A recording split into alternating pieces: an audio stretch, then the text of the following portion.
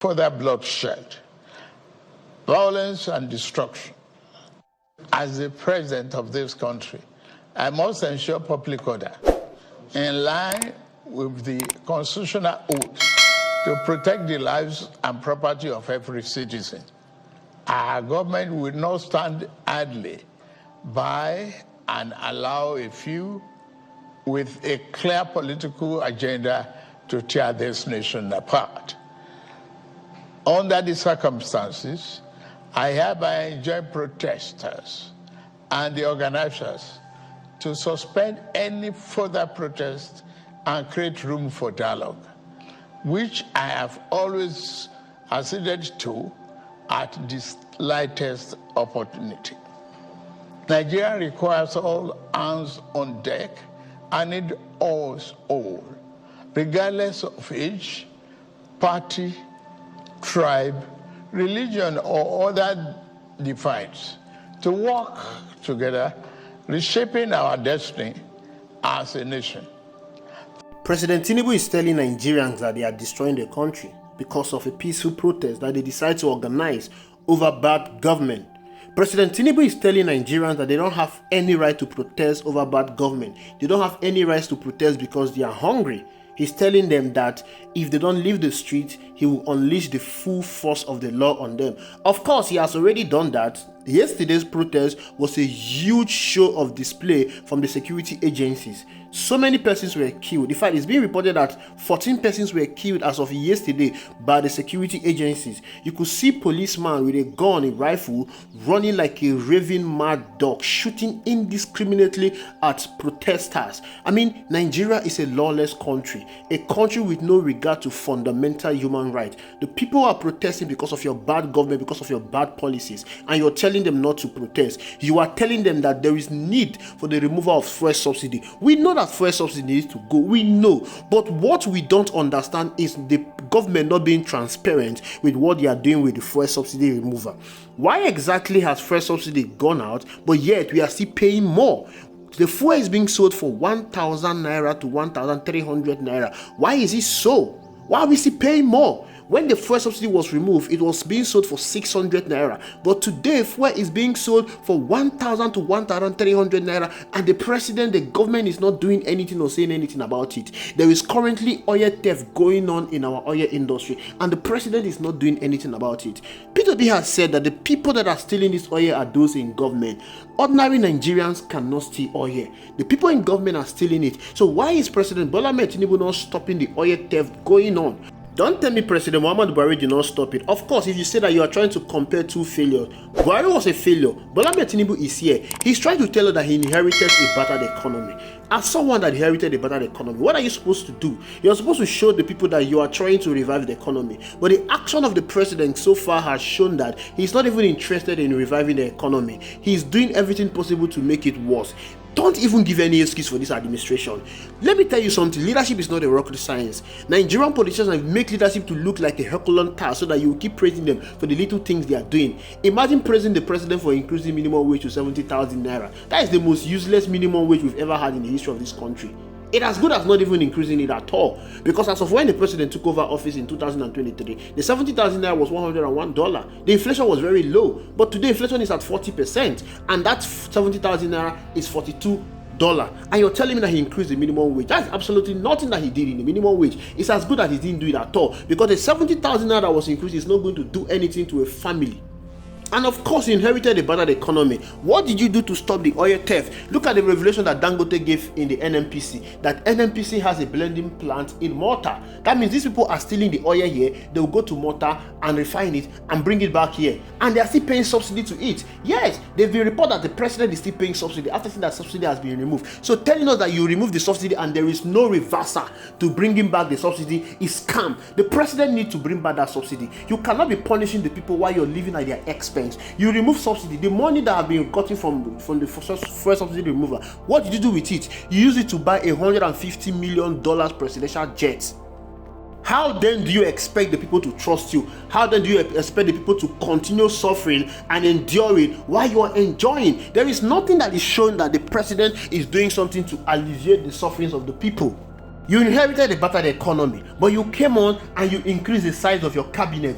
People, they've been clamoring that there should be a reduction in the size of our government. Bola Ahmed Tinubu did not do that. He went and increased the size of his cabinet from what he took over for President Muhammadu Buhari, and you're buying a 160 million SUV for the National Assembly. Don't tell me you did not buy it. Whatever money that goes in and out of this country comes on the decks of the president. The president approves it, he signs it, and you increase the salary of the judges. You're buying SUV for the judges, you're buying SUV for the National Assembly members, you're building car parks for them, you're subsidizing her with 90 billion, you're using 21 billion to renovate the office of the vice president.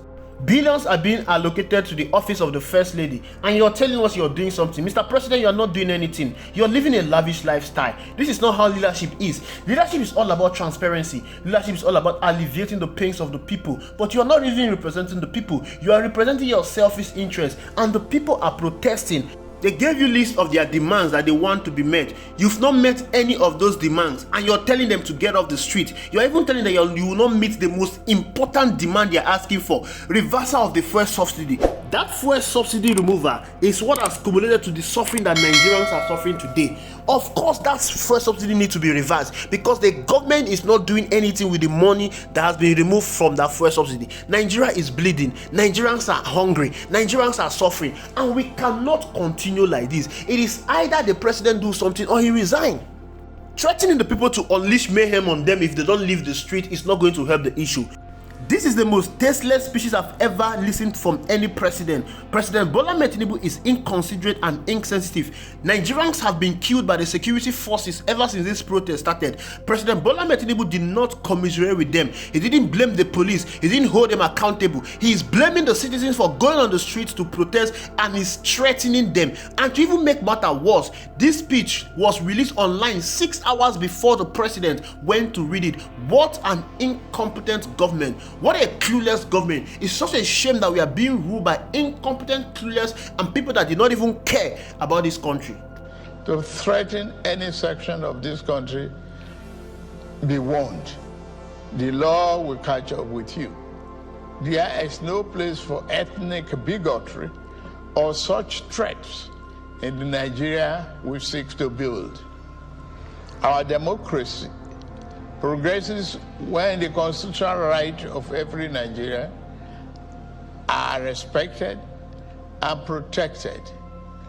Our law enforcement agencies should continue to ensure full protection of life and properties of innocent citizens in a responsible manner. My vision for our country is one of a just and prosperous nation where each person may enjoy the peace, freedom, and meaningful livelihood that only democratic good governance can provide. One that is open, transparent, and accountable to the Nigerian people. For decades, our economy has remained anemic and taken a dip because of many misalignments that have stunted our growth. Just over a year ago, our dear country, Nigeria, reached a point where we couldn't afford to continue the use of temporary solutions to solve long-term problems for the sake of now and our unborn generations. I therefore took the painful yet necessary decision to remove fuel subsidy and abolish multiple foreign exchange system, which had constituted a noose around the economic jugular of our nation and impede our economic development and progress. These actions block the greedy and the profit that smugglers and rent seekers made. They also block the undue subsidy we had extended to our neighboring countries to the detriment of our people, rendering our economy prostrate. These decisions are made were necessary if we must reverse the decades of economic mismanagement that didn't serve us well. Yes, I agree, the buck stops on my table, but I can assure you that I am focused fully on delivering the governance to the people, good governance for that matter.